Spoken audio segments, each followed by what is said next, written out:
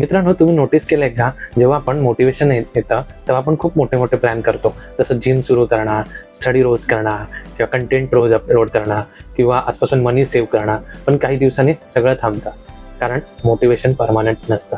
कधी ते हाय असतं तर कधी कम्प्लिटली गायब असतं.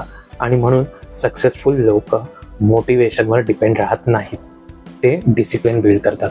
डिसिप्लिन म्हणजे मूड असो किंवा नसो काम करणार, एक्साइटमेंट असो किंवा नसो काम करणार, कन्सिस्टन्सी ठेवणार. आणि होनेस्टली रिअल ग्रोथ तिथूनच सुरू होतो. कारण लाईफ बदलणाऱ्या गोष्टी ग्लॅमरस नसतात.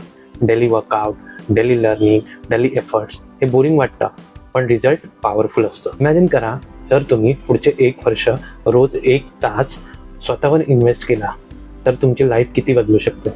प्रॉब्लेम असा आहे की लोक मोटिवेशन व्हिडिओ बघतात पण ॲक्शन घेत नाहीत. Knowledge without action is useless. म्हणून मोटिवेशनची वाट बघू नका, स्मॉल डिसिप्लिन बिल्ड करा.